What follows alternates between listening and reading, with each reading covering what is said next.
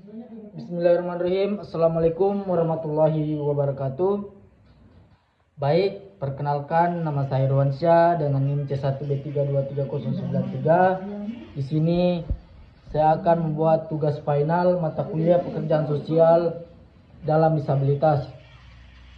Mungkin langsung saja ke materinya, yaitu dampak dari penyandang disabilitas. Yang kedua itu hak disabilitas yang terabaikan. Yang ketiga itu penanganan disabilitas di luar negara. Langsung saja yang pertama itu dampak dari penyandang disabilitas.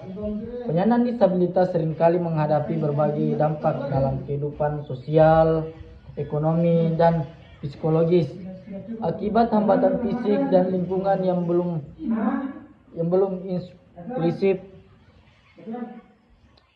Dampak sosial, diskriminasi dan stigma, perlakuan perbedaan atau negara dari masyarakat, isolasi sosial, kesulitan dalam menjalankan hubungan karena kurangnya aksesibilitas dan penerimaan, kurangnya partisipasi, rendahan partisipasi dalam kegiatan masyarakat, ekonomi, politik, dan pendidikan.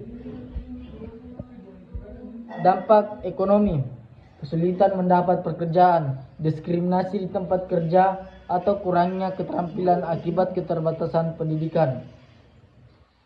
Ketergantungan finansial, ketergantungan pada keluarga atau bantuan pemerintah, keterbatasan akses, hambatan untuk mengatasi atau mengakses sumber daya seperti transportasi, layanan kesehatan, dan teknologi. Dampak psikologis, rasanya tidak percaya diri akibat kurangnya penerimaan dan peluang. Trauma atau keputusan, terutama bagi yang menghadapi perlakuan buruk atau diskriminasi. Depresi atau stres karena keterbatasan hidup atau dihadapi setiap hari.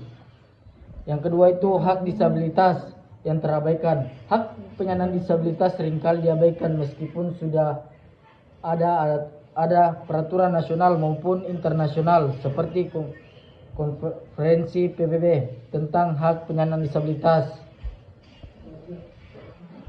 Hak seringkali terabaikan, hak pendidikan, kurangnya sekolah inklusif yang fasilitas yang mendukung.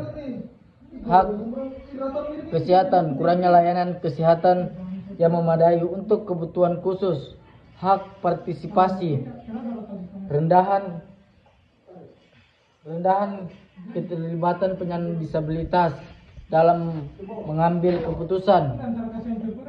Faktor penyebab hak terabaikan, kurangnya kesadaran publik, masyarakat tidak memahami pentingnya inklusi, keterbatasan kebijakan, peraturan yang tidak efektif atau kurang diimplementasi, stigma sosial, pandangan negara terhadap penyandang disabilitas, keterbatasan infrastruktur, kurangnya fasilitas fisik yang mendukung aksesibilitas. Dampak pelanggaran hak, ketidaksetaraan sosial dan ekonomi, meningkatkan angka kemiskinan di kalangan penyandang disabilitas, keburukan kualitas hidup mereka.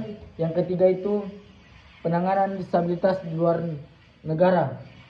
Disabilitas di luar negara berkaitan dengan bagaimana sebuah negara menjaga hubungan internasional yang harmonis dan menghadapi potensi ancaman eksternal baik politik, ekonomi maupun keamanan. Pendekatan diplomasi, hubungan multilateral mengikuti organisasi internasional seperti PBB, ASEAN atau WTO. Kerjasama regional, membangun aliansi strategis dengan negara tetangga untuk stabilisasi kawasan.